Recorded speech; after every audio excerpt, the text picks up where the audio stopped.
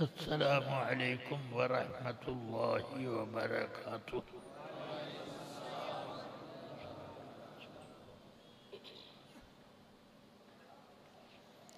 الحمد للہ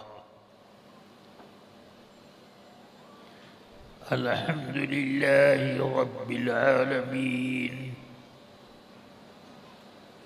حمد الشاکرین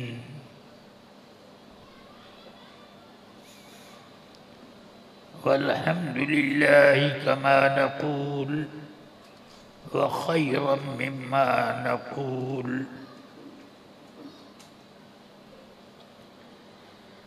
والحمد لله كما حمده عباده الصالحون الحمد لله كما حمده عباده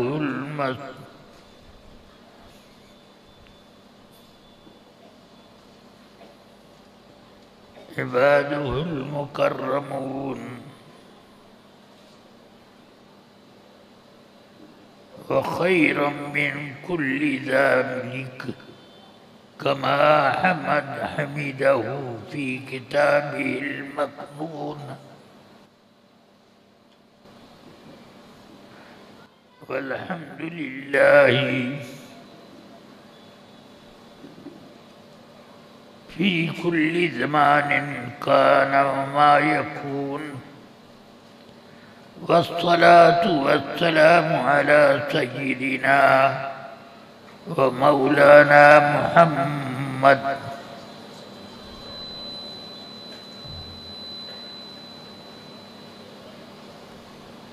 صلى الله تعالى عليه وسلم وعلى آله الكرام وأصحابه الفخام. أما بعد فأعوذ بالله من الشيطان الرجيم. بسم الله الرحمن الرحيم.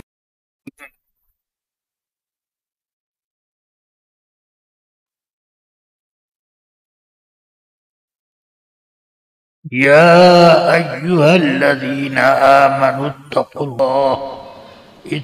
الله وكونوا مع الصادقين. صدق الله العلي العظيم وصدق رسوله النبي الكريم صلى الله تعالى وسلم وبارك عليه وعلى آله وأصحابه أفضل الصلاة وأكمل التسليم. ایک بار نہایت احترام و عقیدت کے ساتھ سید کائنات رحمت للعالمین صلی اللہ علیہ وسلم کی بارگاہ بکثناء میں نذرانے درود و سلام پیش کرنے کی سعادت حاصل کریں. اللہم صلی علی سیدنا و مولانا محمد معدن الجود والکرم وعلى آلہ وأصحابہ وبارک وسلم. رفیقان گرامی اور عزیزان ملت، اللہ تبارک و تعالی نے فرمایا ہے کہ اے ایمان والو، اللہ سے ڈرتے رہو، ایمان کی حفاظت کرو، وَكُونُوا مَعَ الصَّادِقِينَ، اور سچوں کے ساتھ رہو تو تم بھی محفوظ رہو گے، تمہارا ایمان بھی محفوظ رکھیں گے وہ سچے لوگ. چنانچہ ایک جگہ نہیں، کئی جگہ قرآن عظیم میں لوگوں کو اشارے میں، کنائے میں، صراحت کے ساتھ اپنا ساتھی منتخب کرنے کے لیے تنبیہ کی گئی ہے کہ اچھے لوگوں کو کے ساتھ رہو، اللہ تبارک و تعالی نے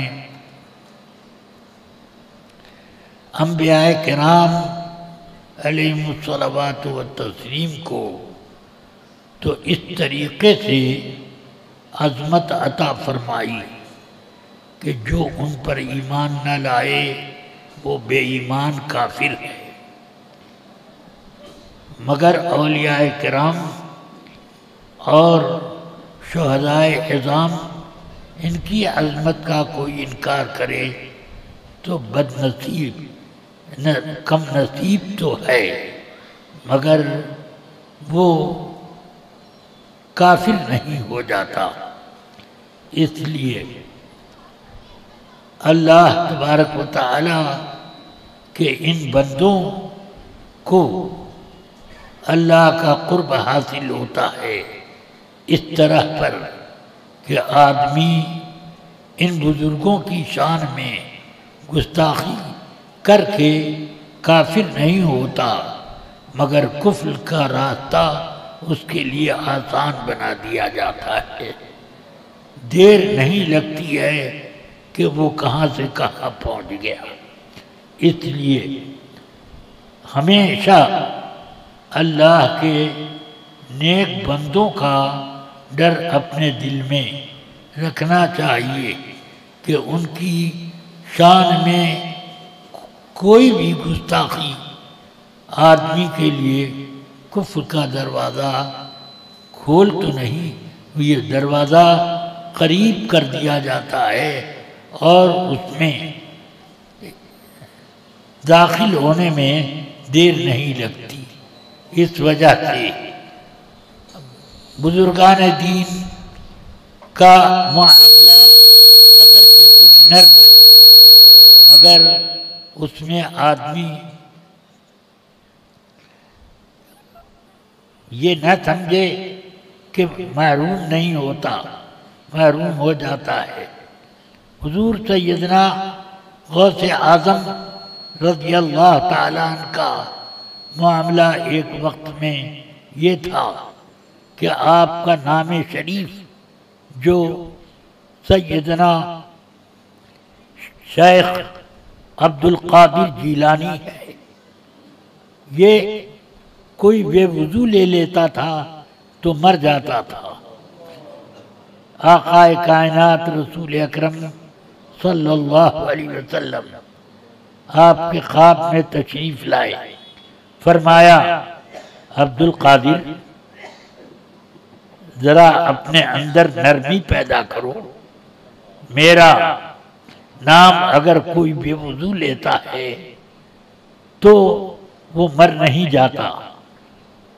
تو اس کے بعد حضور غوث پاک رضی اللہ عنہ کا نام وضو بے وضو کوئی بھی لے تو اگرچہ وہ مر نہیں جاتا لیکن برکتوں کے دروازے بند ہو جاتے ہیں۔ اس لیے آپ کا نام پاک ہم لوگ وضو کے حال میں بھی بہت احتیاط سے لیتے ہیں، اور زیادہ تر آپ کو صفات سے غوث اعظم اس طرح سے صفت سے آپ کو یاد کیا کرتے ہیں، نام مبارک سے نہیں۔ آپ سرکار غوث اعظم رضی اللہ تعالیٰ عنہ کی شان اتنی بلند ہے کہ فرماتے ہیں علماء اکرام، جیسا کہ بہجت الاسرار شریف میں ذکر ہے کہ حضور غوث پاک رضی اللہ تعالی عنہ اور حضرت شیخ احمد، یہ وہ دونوں بزرگ ہیں جو دنیا میں قبر میں رہ کر دنیا میں تصرف کرتے ہیں، قبر کے باہر والوں کی مدد فرمایا کرتے ہیں۔ تو یہ دو بزرگوں کے بارے میں لوگوں نے بتایا، ورنہ ان بزرگوں کے واسطے سے بہت سے لوگوں کو یہ کرم مل جاتا ہے کہ اولیاء کرام اپنی قبروں سے باہر والوں کا انتظام کر دیتے ہیں اور ان کی گری پڑی چیزوں کی حفاظت کرتے ہیں اور ان کے نقصانات اور ان کی تباہی سے حفاظت کے راستے پیدا کر دیتے ہیں۔ اللہ تبارک و تعالی کرم فرمائے ہم سب پر۔ رفیقان ملت، حضور سیدنا امام عالی مقام رضی اللہ تعالیٰ عنہ، یہ وہ ہیں کہ رسول پاک کی بارگاہ میں انہوں نے تربیت پائی ہے۔ ایک بار کاندھے پر لے کر میرے آقا جا رہے تھے، سامنے سے حضرت جابر آئے تو کہتے ہیں نعم المرکب یا حسین، حسین کیسی شاندار سواری ملی ہے۔ تو رسول پاک نے فرمایا یہی دیکھتے ہو وَنِعْمَ الرَّاكِبُ، اور یا جابر، اے جابر سوار بھی کتنا نرالا ہے، یہ بھی تو دیکھو۔ آقا کائنات صلی اللہ علیہ وسلم اپنے ان شہزادوں سے بڑی محبت فرماتے۔ ایک مرتبہ حضرت سیدنا امام حسن رضی اللہ تعالی عنہ اس وقت مسجد نبوی میں حاضر ہوئے کہ آقا کائنات ممبر شریف پر جلوہ بار ہو کر لوگوں کو خطاب فرما رہے تھے۔ یہ پہنچے، لڑکھڑا رہے تھے۔ آقا کائنات ممبر سے اترے اور لے کر ان کو گود میں اٹھا کر لے کر آئے اور اپنے پہلو میں ممبر شریف پر ان کو بٹھایا اور فرمایا کہ یہ ان ابنی ھذا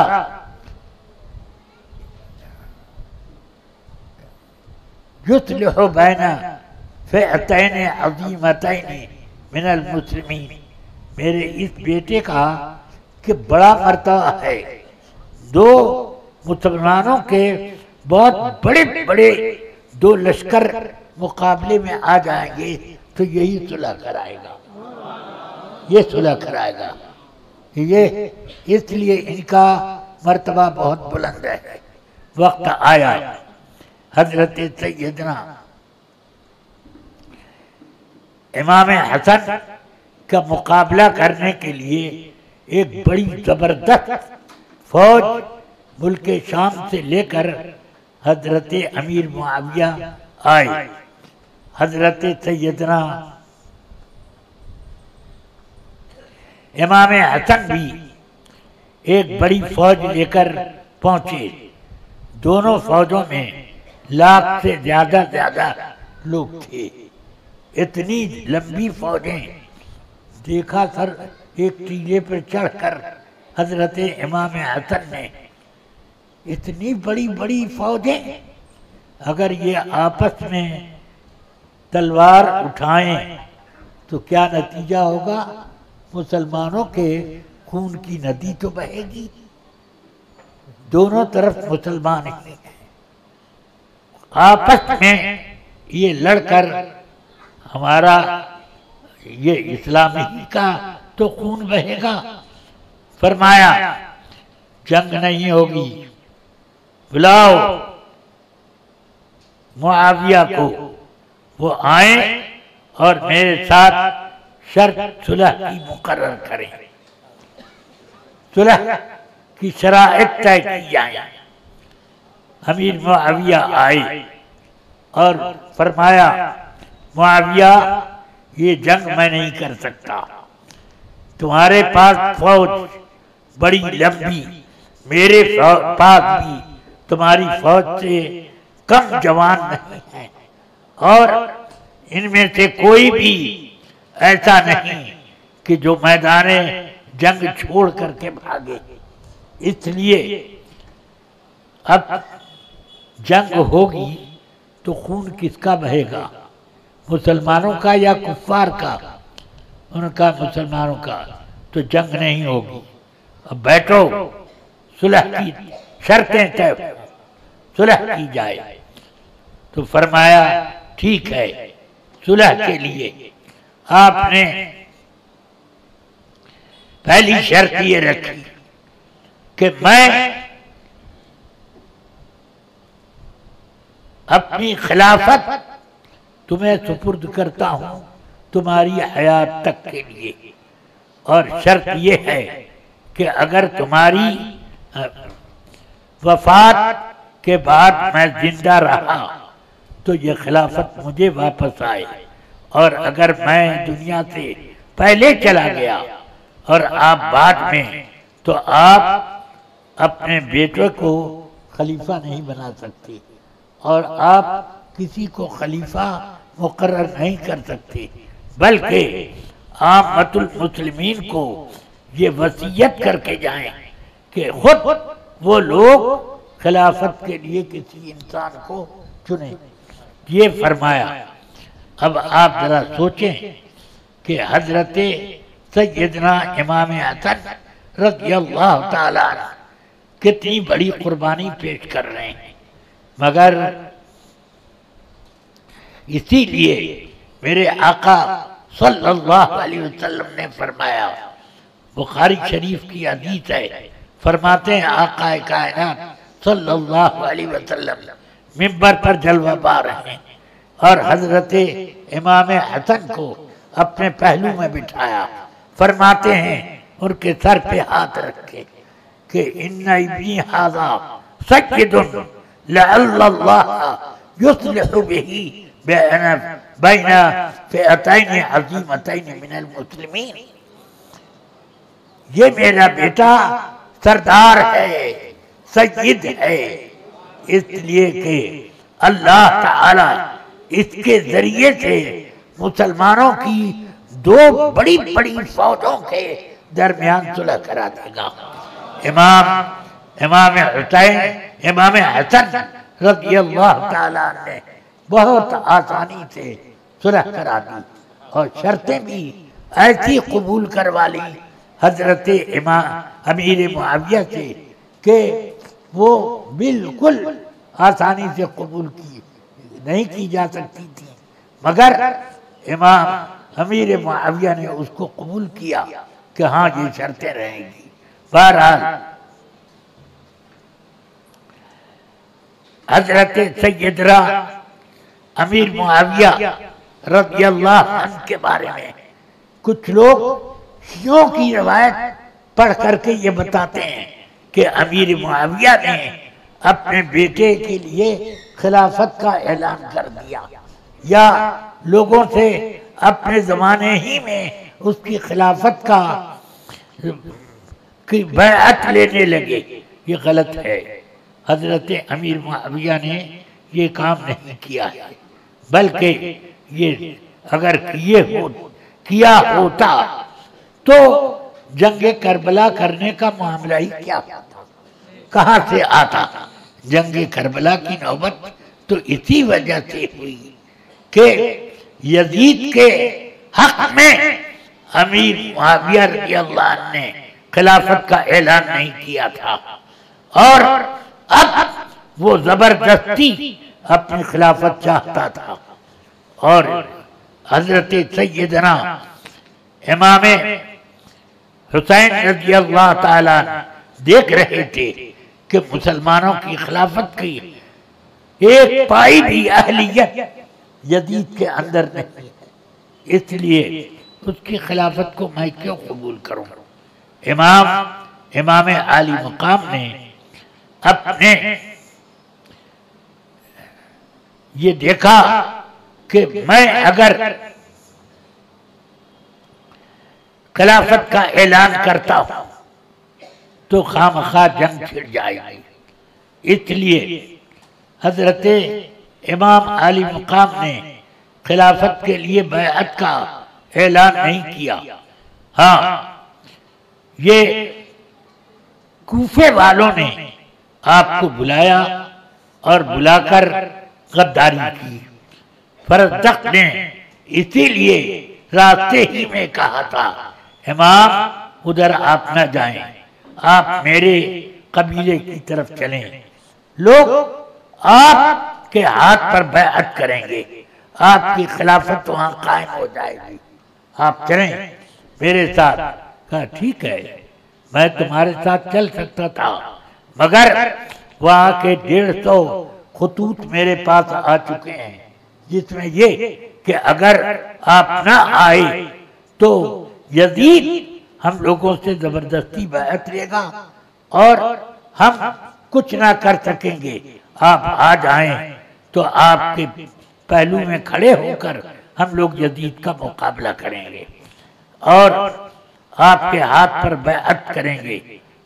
اور اس طرح سے انہوں نے بہت سی سے خطوط لکھے، 150 خطوط آئے، اور اس کے بعد امام عالی مقام رضی اللہ تعالیٰ عنہ نے یہ سوچا کہ یہ لوگ یہ بھی کہہ رہے ہیں کہ اگر نہ آئے تو قیامت میں آپ کے خلاف ہم رسول پاک کی خدمت میں درخواست پیش کریں گے۔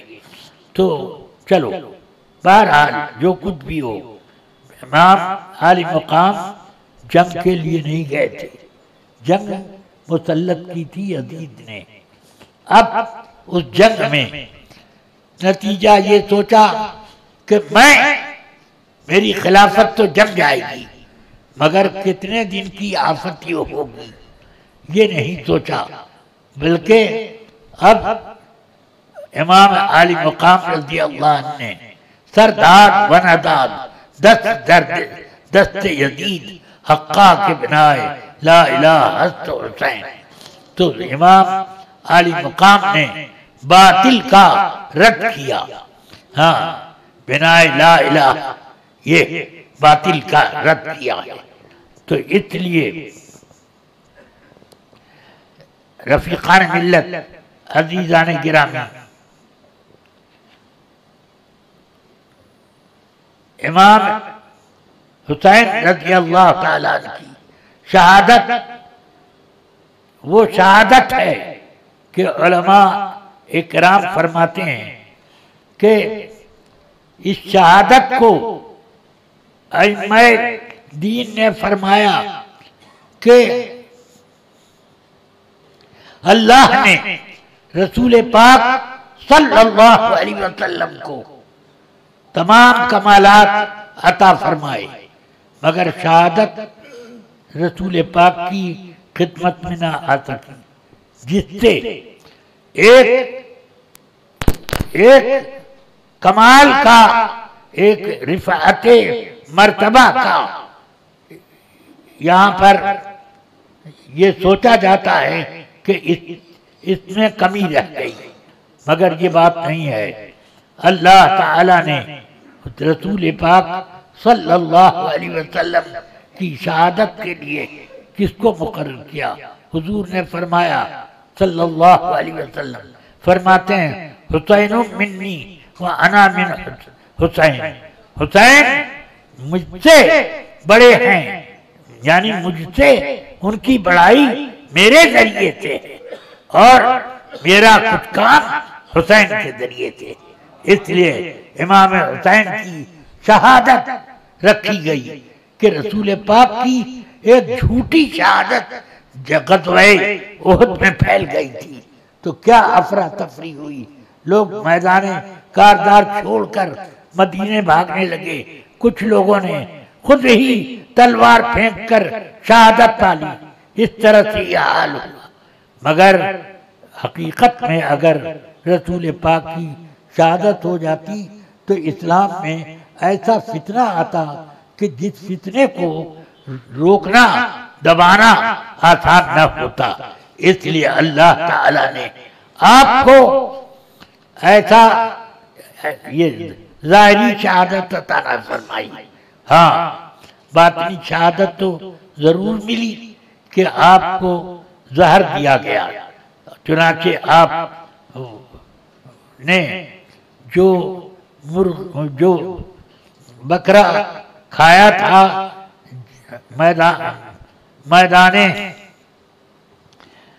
خیبر میں اس نے زہر ملایا ہوا تھا، ایک یہودن نے اس میں زہر ملا دیا تھا، ایک لقمہ رکھا تھوک پی دیا، کیونکہ اس لقمہ زبان پر رکھتے ہی احساس ہو گیا کہ اس میں زہر ہے، تھوک دیا، مگر اس لقمے کا اثر یہ تھا، فرماتے ہیں اے عائشہ خیبر تھا وہ زہر ہر سال میرے اوپر اپنا اثر دکھاتا ہے، اور اب وہ وقت آ گیا ہے کہ میری رگ جاں منقطع ہو جائے گی اپنی وفات۔ چنانچہ یہ حدیث میں نے بخاری شریف سے سنائی، اس میں یہ فرمایا کہ خیبر کے اس زہر سے اب میرے جانے کا وقت آ گیا۔ یہ بہرحال آقا کائنات صلی اللہ علیہ وسلم کو شہادت خفیہ تو ملی، شہادت ظاہری ملنے کے لیے حضرت امام علی مقام کو اللہ تعالیٰ نے منتخب فرمایا، اسی لیے سرکار نے فرمایا حسین منی و انا من حسین، تو یعنی حسین کے مراتب مجھ سے ہیں اور مجھے حسین کی شہادت سے شہادت ملے گی، یہ ہے۔ تو شہادت کا درجہ یہ ڈائریکٹ آقا کائنات کو نہ دیا، کیونکہ ڈائریکٹ اگر دیا جاتا تو ایک جھوٹی خبر احد میں پھیلی تھی تو کتنا فتنہ اٹھ گیا تھا، کتنے لوگوں نے تلوار پھینک کر جامع شہادت نوش کر لیا، کتنے لوگ تلواریں لے کر مدینے کی طرف بھاگ گئے کہ جن کے لیے لڑ رہے تھے وہی نہ رہے، تو اب کیا کرنا، تو یہ کہنے لگے، مگر بعد میں جیسے ہی معلوم ہوا سب لوگ مدینے جاتے جاتے واپس پلٹ آئے اور رسول پاک کی حفاظت فرمائی۔ خیر، یہ تو امام عالی مقام رضی اللہ تعالیٰ عنہ کی شہادت کا درجہ ہوا۔ درود شریف پڑھیں، اللہم صلی علی سیدنا و مولانا محمد معدن الجود والکرم وآلہ و اصحابہ بارک وسلم ابدا۔ اب ہمارے شیخ مکرم سیدنا مفتی اعظم رضی اللہ تعالیٰ عنہ کا کچھ ذکر ہو جائے۔ سرکار مفتی اعظم اعلیٰ حضرت کے اتنے چہتے تھے کہ حجت الاسلام پر آپ کو فضیلت دیتے، جبکہ مفتی اعظم نہیں، جبکہ اعلیٰ حضرت رضی اللہ تعالیٰ عنہ مارائرہ شریف گئے ہوئے تھے صبح کی نماز کے لیے۔ مسجد کی سیڑھی پر آگے ایک سیڑھی آگے حضرت نوری میاں علیہ الرحمہ کو کر دیا اور پیچھے حضور سرکار اعلیٰ حضرت رضی اللہ تعالیٰ۔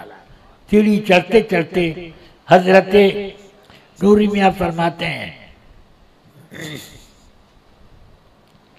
کہ بڑے مولوی صاحب آج رات آپ کے یہاں ایک فرزند تشریف لائے ہیں، وہ مادرزاد ولی ہیں، مادرزاد ولی ہیں، اور ان کی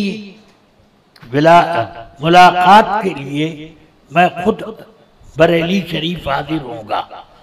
اب آئے 6 مہینے کے بعد آپ تشریف لائے، جب سیدی سرکار مفتی اعظم قبلہ کی عمر 6 مہینے ہو گئی، تب آئے۔ اعلیٰ حضرت نے لا کر حضرت نوری میاں کی گود میں رکھ دیا۔ نوری میاں علیہ الرحمہ نے فوراً کھجور چبائی اور آپ کے دھیان مبارک میں ڈال دیا اور پھر کچھ دعائیں پڑھیں اور اس کے بعد مرید کیا. مرید کرنے کے بعد فرمایا میں ان کو تمام سلاسل کی اجازت دیتا ہوں اور اپنا خلیفہ خاص مقرر کرتا ہوں. ابھی 6 مہینے کے ہیں اور ان کی ولایت کا تاج بھی انہوں نے متعین کر دیا کہ یہ ولی ہیں اور پہلے ہی ولایت کا ذکر کر دیا تھا. اور تمام سلاسل میں مرید کرنے کے بعد تمام جملہ سلاسل کا آپ کو خلیفہ بھی بنا دیا, خلافت عطا فرما دی. اس سے سمجھ میں آتا ہے کہ حضور نوری میاں اپنی نورانی آنکھوں سے کیا چیز مشاہدہ کر رہے تھے کہ جس کی وجہ سے اتنی بڑی بڑی نعمتیں جو کسی کو نہ دی وہ سرکار مفتی اعظم کو عطا فرما دی. یہ اس سے معلوم ہوتا ہے کہ سرکار مفتی اعظم مادر ذات ولی, اور یہی فرمایا تھا نوری میاں نے. اور میرے اعلیٰ حضرت نے فرمایا میرا یہ فرزند ولی ہے ولی. اب ولایت میں کیا چھوا ہوگا؟ اعلیٰ حضرت اپنی زندگی میں کبھی جھوٹ نہیں بولے, اس لیے جب کہا ہے ولی تو نہ تھے تو ہو گئے اور تھے جبھی بولے, اس لیے ولایت آپ کو عطا ہو گئی. اور ولایت سرکار مفتی اعظم کی ایسی سبحان اللہ. وہ میں نے بہت دیکھا کہ کتنی باتیں میں سوچ کر جایا کرتا تھا حضور مفتی اعظم کے پاس کہ اس کا جواب لوں گا, مگر وہاں باتوں ہی باتوں میں کچھ جواب خود ہی آپ عطا فرما دیتے, باتوں باتوں کے درمیان پوچھنے کی نوبت بھی نہ آتی. ایسا میں نے بہت پایا. اور حضور سرکار مفتی اعظم رضی اللہ تعالی عنہ کی خدمت میں ایک مرتبہ رمضان شریف کی 2 تاریخ کو میں مبارک پور پہنچا. سرکار حافظ ملت وہاں چھٹیوں میں موجود تھے بال بچوں سمیت. فرمایا آپ سے میں نے کہا تھا کہ رمضان شریف بریلی میں مفتی اعظم کی خدمت میں گزاریے گا, آپ ابھی یہاں ہیں؟ میں نے کہا کہ کل جانے کے لیے ہوں اور میں اسی لیے حضور کی خدمت میں آیا ہوں. کہ ٹھیک ہے کل نکل جاؤ, وقت برباد نہ کرو. سرکار مفتی اعظم اس وقت دنیا میں ایک منفرد شخصیت ہیں, وہیں سے سارا فیض ملے گا. اور میرا سلام جا کے کہنا اور یہ کہہ دینا کہ انہوں نے مجھے بھیجا ہے. اعلیٰ حضرت کی خصوصیات میں سے کچھ خصوصیتیں مجھے بھی عطا کر دیں. یہ کہنا کہ یہ میرے سلام کے بعد کہہ دینا کہ اپنے لیے کہ انہوں نے یہ فرمائش کی ہے. تو میں جیسے ہی پہنچا دروازے میں قدم رکھا, سامنے ہی بیٹھے ہوئے تھے, تو قدم رکھا, میں مفتی اعظم کو دیکھا اور مفتی اعظم کی نگاہ فوراً اٹھی, تعویذ لکھ رہے تھے اور فوراً آپ یوں کر کے دیکھتے ہیں. سمجھے؟ میں آیا اور دست بوسی قدم بوسی کی, تعویذ لکھتے رہے. کیسے آئے؟ میں نے کہا حضور میں بعد میں بتاؤں گا. کہ بعد میں نہیں, ابھی بتانے میں کیا نقصان ہے, بتاؤ. میں نے کہا حضور حافظ ملت نے سلام دیے پیش کیا ہے اور کہا ہے کہ اعلیٰ حضرت کی کچھ خصوصیات جو آپ کے پاس ہیں ان میں سے کچھ عطا فرما دیں۔ تو میرا ہاتھ پکڑے ہوئے تھے مطافے میں، ایسے جھٹک دیا، میرے مجھ نالائق کے پاس کیا ہے، میرے پاس کیا، چلے یہ کہہ دیا چلیے وہاں بیٹھئے۔ ساجد میاں یہ مولوی ضیاء المصطفیٰ ہیں، ان کا سامان کمرے میں اوپر رکھوا دو اور ان کے رہنے کا انتظام کر دو، یہ کہا۔ اب میں سمجھ گیا کہ چلو ہاتھ جھٹکا جو بھی، مگر نظر رحمت ہے، کرم فرمائیں گے۔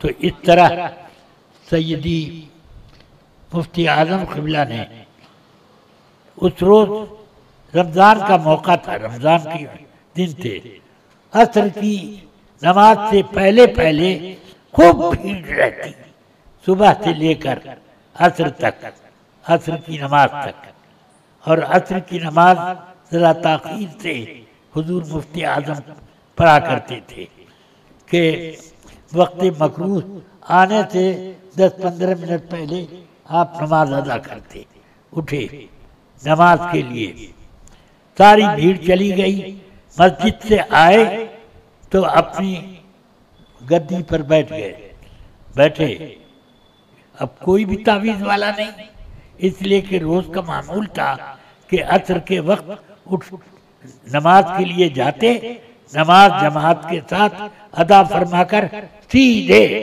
گھر کے اندر کا رخ کرتے۔ تو لوگ یہی سمجھ رہے کہ اب مسجد سے آئیں گے تو سیدھے گھر میں جائیں گے، مگر آپ تشریف لائے اور آ کر اپنے تخت پر مسند پر جلوہ بار ہوئے۔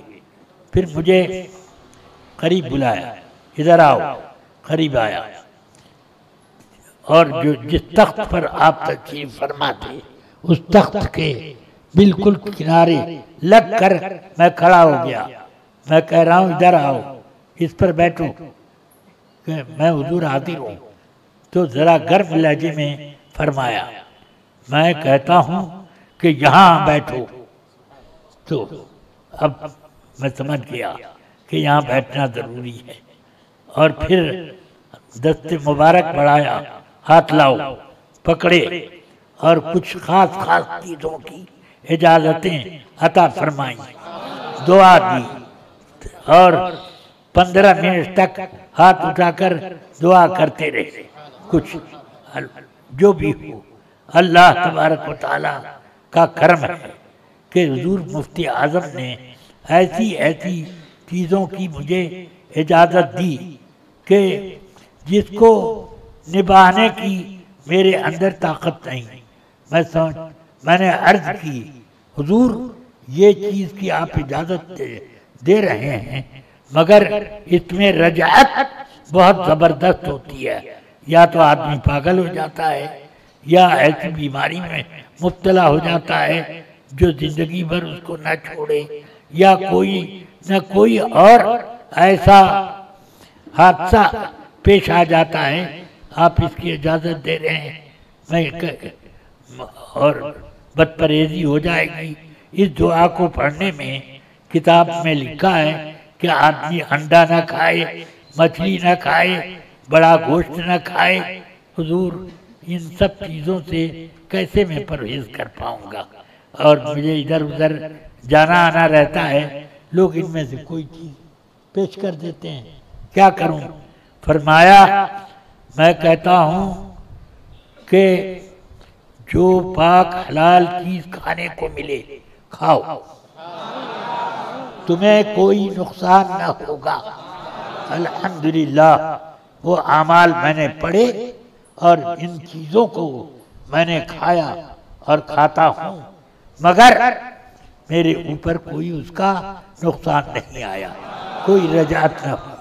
یہ حضور مفتی اعظم کا کہ ایک نظر کرم ہے کہ جس میں بہت سے لوگوں کو میں نے پاگل ہوتے ہوئے دیکھا، کچھ لوگ تو ایسی بیماری میں مبتلا ہو گئے کہ بس کچھ سمجھ ہی میں نہیں آتا ان کو، مگر الحمدللہ میں ہر پاک چیز کھا لیتا ہوں، جو چیز مجھے ناپسند ہے بس وہی چیز سے پرہیز رکھتا ہوں، مگر مجھے تو کوئی نقصان نہیں ہوتا، نہ میرے اوپر کوئی بیماری آتی ہے، الحمدللہ وہ عمل میں کرتا ہوں اور اس کا فائدہ بھی پاتا ہوں، فیض بھی ملتا ہے، اور جو نقصان ہونا چاہیے وہ مفتی اعظم نے ہٹا دیا ہے، بھگا دیا ہے۔ یہ سرکار مفتی اعظم کا کرم ہے۔ مفتی اعظم رحمت اللہ تعالی علیہ ان سب معاملات میں ایک خاص کمال رکھتے تھے۔ میں نے ذکر قربان کے بارے میں تفصیل معلوم کرنی چاہیے، کہا کہ یہ پڑھ لو، وہ اپنا بیان دیا، اسی میں سب ہے، پڑھ لو۔ تو میں نے کہا حضور اس کو کروں؟ کہ چاہو تو کرو۔ تو ذکر قربان کا یہ مرتبہ ہے کہ وہ ذکر جو کرتا ہے تنہائی میں کرنا پڑے گا، اگر کوئی جھانک کے اس تنہائی میں دیکھے گا تو اس کے ہاتھ پاؤں کٹے پٹے ادھر ادھر پڑے ہوئے نظر آئیں گے، اسی لیے اس کو ذکر قربان کہا جاتا ہے۔ آدمی پڑھتا نہیں ہے بلکہ وہ قربان ہو جاتا ہے، ہاں تو پڑھ رہا ہے صحیح طریقے پر، مگر لوگوں کو نظر آئے گا کہ یہ قربانی ہو گیا ہے، اس کے ہاتھ پاؤں سب کٹے پٹے ادھر ادھر ملتے ہیں۔ الحمدللہ میں پڑھتا ہوں، مجھے دیکھتا بھی نہیں، کوئی بھی نہیں دیکھ پاتا کبھی بھی کہ میرے ہاتھ پاؤں کٹے ہیں۔ الحمدللہ میں اپنے سب اعضاء کے ساتھ بالکل صحیح سالم رہتا ہوں، کچھ بھی نہیں ہوتا۔ کوئی دیکھنے بھی تنہائی میں جائے تو بھی وہاں دیکھتا ہے کہ میں صحیح سالم ہوں۔ یہ مفتی اعظم کی نظر کرم ہے۔ ہاں اللہ تبارک و تعالی میرے مفتی اعظم پر اب ہمیشہ رحمت و غفران کی بے حساب باران کرم برساتا رہے۔ وصلی اللہ تعالی علی النبی الکریم وآلہ وصحبہ اجمعین برحمتک یا ارحم الراحمین۔ اب اور کچھ چلو پڑھو۔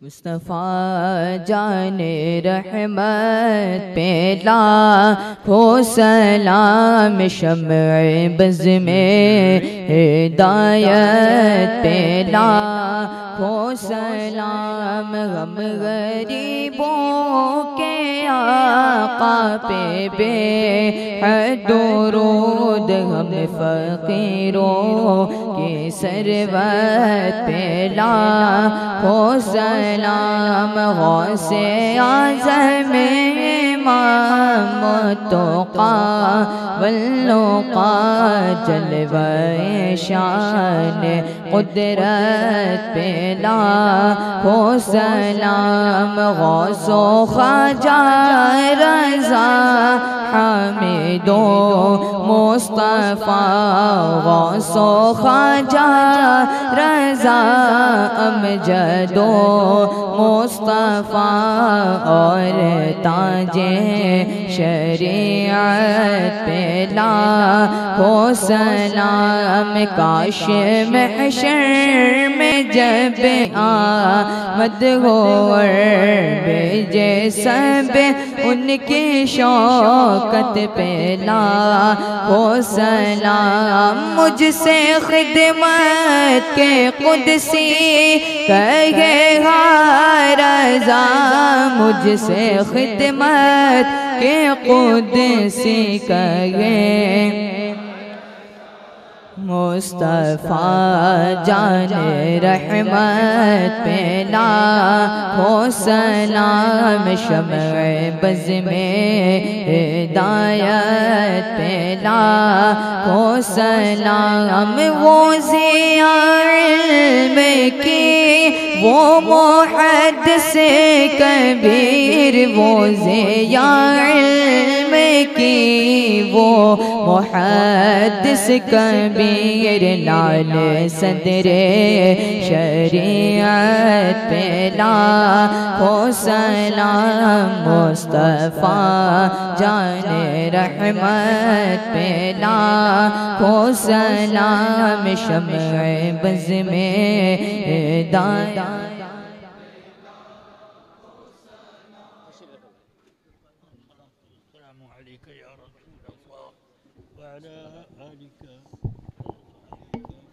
یا نبی اللہ، بیٹھ جائیے آپ حضرات۔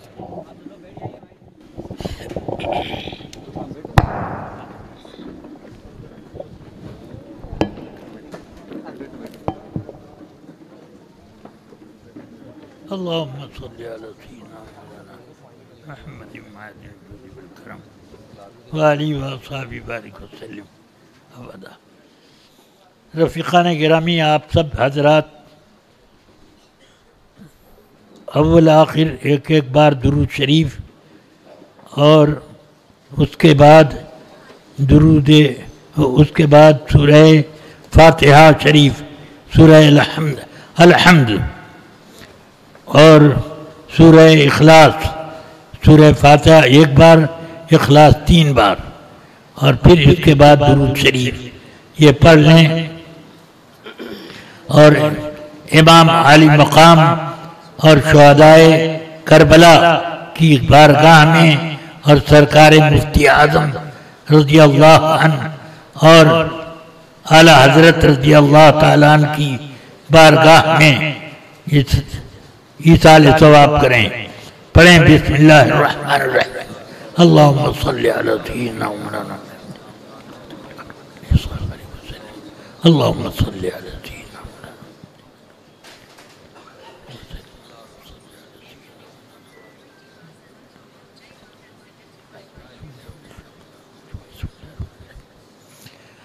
الحمدللہ رب العالمین الرحمن الرحیم مالک یوم الدین، ایاک نعبد و ایاک نستعین اہدنا الصراط المستقیم صراط الذین انعمت علیہم بسم اللہ الرحمن الرحیم۔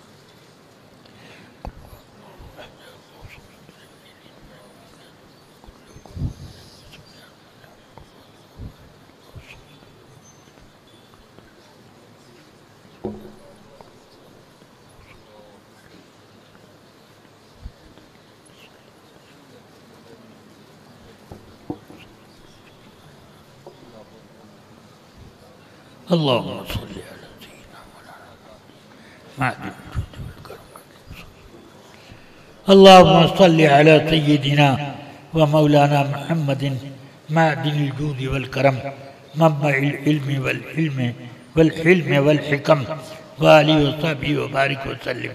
یا اللہ، اپنے حبیب پاک صاحب الاولاق صلی اللہ علیہ وسلم کے صدقے میں اس محفل ذکر کے تمام اذکار، تقریریں اور نعت شریف، منقبت جو کچھ بھی ہیں، یا اللہ سب کو تو قبول فرما، اور اس میں کوئی لغزش ہو اسے درگزر فرما۔ یا اللہ، اپنے حبیب پاک صلی اللہ علیہ وسلم کے صدقے میں ان سب کا ثواب بے حساب سید کائنات رسول اکرم صلی اللہ علیہ وسلم کی بارگاہ رحمت پناہ میں پہنچا، اور آپ کے تمام اصحاب اور آل اطہار اصحاب اخیار کی بارگاہوں میں اس کا ثواب پہنچا، ازواج طاہرات و مطہرات کی بارگاہوں میں اس کا ثواب پہنچا۔ یا اللہ، تمام شہدائے کربلا رضوان اللہ تعالیٰ علیہم اجمعین کی بارگاہوں میں اس کا ثواب پہنچا۔ یا رب العالمین، اپنے حبیب پاک صلی اللہ تعالیٰ علیہ وسلم کے صدقے میں اس محفل پاک کو قبول فرما اور ہم سب کے لیے اسے ذریعے نجات اور توشہ مغفرت بنا۔ یا اللہ یہاں جتنے لوگ حاضر ہیں سب کی مغفرت فرما دے۔ یا اللہ ہم سب کو نیکیوں کی راہ پر چلا اور غلط روی سے بچا۔ یا اللہ اپنے حبیب پاک صلی اللہ علیہ وسلم کے صدقے میں مسلمانوں کی جان مال عزت آبرو کی حفاظت فرما اور ہم سب کے اعمال صالحہ کی بھی حفاظت فرما، غلط روی سے بچا۔ فسائل یا الہی کل صاحب بعرمت سید الابرار سائل۔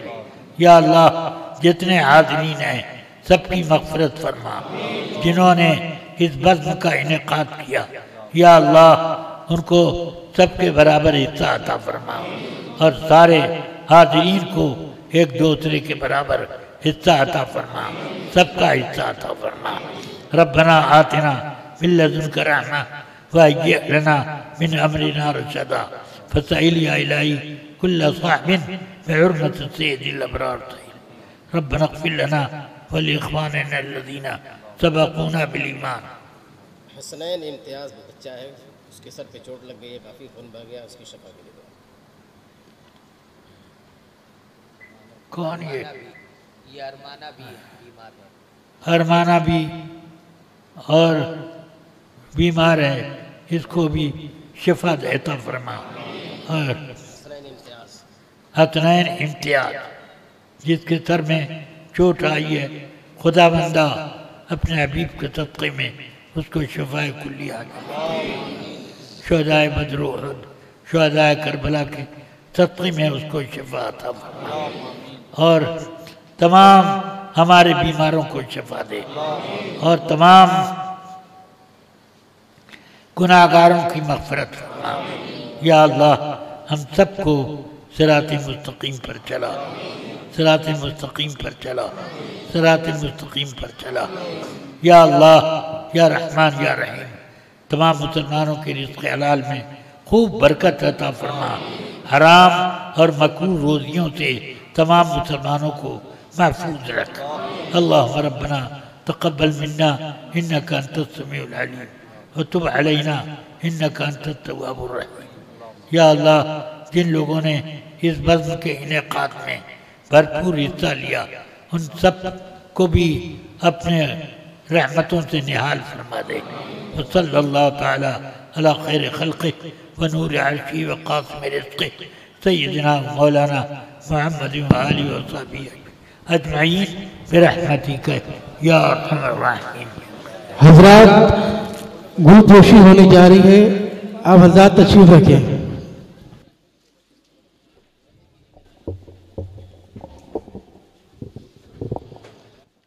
عمران بھائی گل پوشی کریں حضرت کی۔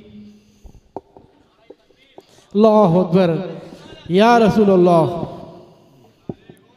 یا غوث، زندہ آباد، اللہ اکبر، یا رسول اللہ، زندہ آباد، اعلیٰ حضرت، اعلیٰ حضرت۔ اور جناب ایوب صاحب قبلہ، حضرت مفتی یوسف صاحب قبلہ کو بھی پنائیں۔ رسول اللہ، یا غوث، زندہ آباد، اعلیٰ حضرت، اعلیٰ حضرت، زندہ آباد۔ اور حضرت مولانا مفتی شاہد صاحب مدثر اللہ علی کو بھی ہار پنائیں۔ اللہ اکبر، یا رسول اللہ، یا غوث، زندہ آباد۔